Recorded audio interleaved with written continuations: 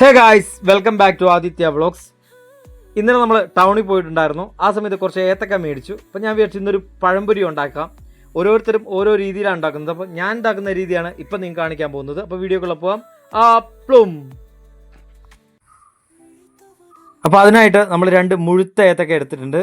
ഏത്തക്ക പഴംപൊരി ഉണ്ടാക്കാൻ വേണ്ടി നല്ല മുഴുത്ത ഏത്തക്ക തന്നെ വേണം, അതായിരിക്കും നല്ലത്. അത്യാവശ്യം നല്ല പഴുത്തിട്ടുള്ള ഇങ്ങനെ കറുകറ കുറച്ച് കറുത്ത് വരുന്ന മുഴുത്ത 2 ഏത്തക്ക നമ്മൾ എടുത്തിട്ടുണ്ട്.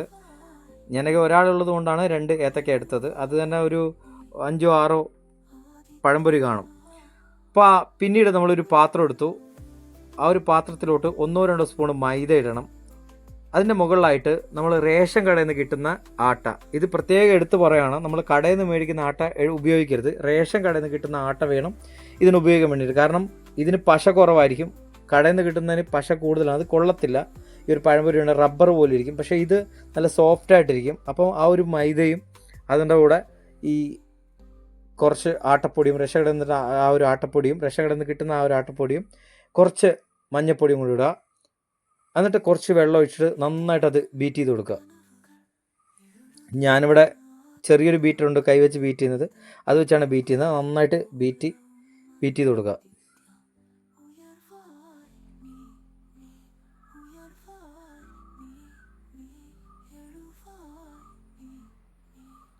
അപ്പോൾ ഏകദേശം നന്നായിട്ട് ബീറ്റ് ചെയ്തിട്ടുണ്ട്. ഈ ഒരു രൂപമായിട്ടുണ്ട്. അധികം ലൂസാവണ്ട, ഈ ഒരു കൺസിസ്റ്റൻസിയിൽ വേണം നമ്മൾ അത് തയ്യാറാക്കാൻ വേണ്ടിയിട്ട്.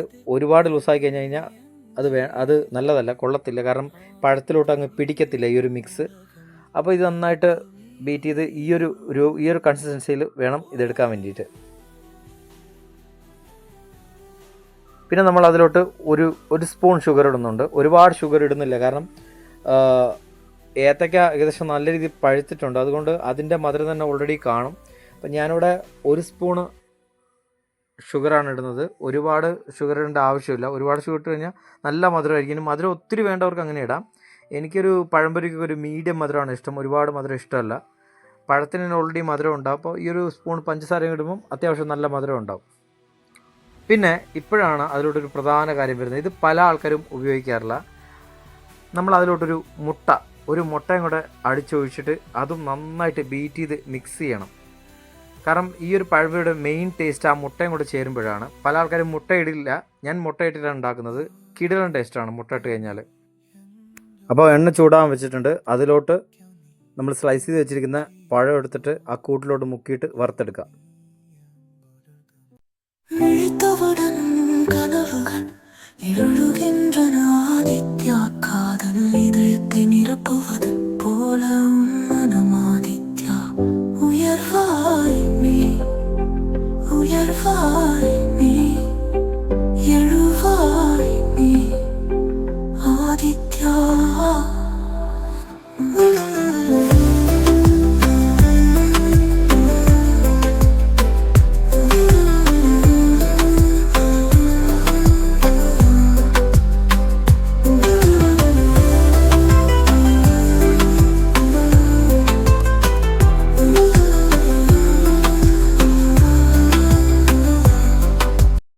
പഴംപൊരി കാണാൻ വലിയ ലുക്കിലെങ്കിലും കിടിലൻ ടേസ്റ്റ് ആയിരിക്കും, ഒരു രക്ഷ ഉണ്ടാവില്ല, അത് ഞാൻ ഉറപ്പ് തരാം. എല്ലാവരും ഇങ്ങനെ ഒന്ന് ട്രൈ ചെയ്ത് നോക്കുക. കാരണം ഇങ്ങനെ പല ആൾക്കാരും പഴംപൊരി ഉണ്ടാക്കുന്നില്ല ഈ ഒരു രീതിയിൽ. അപ്പോൾ ഈ ഒരു രീതിയിലും കൂടെ ഉണ്ടാക്കി നോക്കിക്കഴിഞ്ഞാൽ നിങ്ങൾക്ക് മനസ്സിലാവും ഇതിൻ്റെ ഒരു ടേസ്റ്റ്. പിന്നെ അത് പൊങ്ങി വരാത്തതെന്ന് വെച്ച് കഴിഞ്ഞാൽ നമ്മൾ നിറയെ എണ്ണ ഒഴിച്ച് അതിൽ മുക്കിപ്പൊരിക്കുകയാണെങ്കിൽ കറക്റ്റ് അത് പൊങ്ങി വരും. ഇത് നമ്മൾ കുറച്ച് എണ്ണ മാത്രമേ ഒഴിച്ചുള്ളൂ, അതുകൊണ്ടാണ് അത് പൊങ്ങി വരാതിരുന്നത്. അപ്പോൾ ഇന്നേക്ക് ഇത്രയേ ഉള്ളൂ. ഈ ഒരു വീഡിയോ ഇഷ്ടമാണെങ്കിൽ നിങ്ങൾ എന്ത് ചെയ്യണം? ലൈക്ക് ചെയ്യണം, ഷെയർ ചെയ്യണം, സബ്സ്ക്രൈബ് ചെയ്യണം, സപ്പോർട്ട് ചെയ്യണം. എന്തെങ്കിലും നിങ്ങളുടെ അഭിപ്രായം, വീഡിയോയിൽ വല്ലതും മാറ്റം വരുത്തണമെങ്കിലോ അല്ലെങ്കിൽ വല്ല ചേഞ്ചസ് വരുത്തണമെങ്കിലോ ഒക്കെയുള്ള നിങ്ങളുടെ വിലയേറിയ അഭിപ്രായം തീർച്ചയായിട്ടും കമൻറ്റ് ബോക്സിൽ രേഖപ്പെടുത്തുക. അപ്പോൾ നമുക്ക് അടുത്ത വീഡിയോയിൽ കാണാം.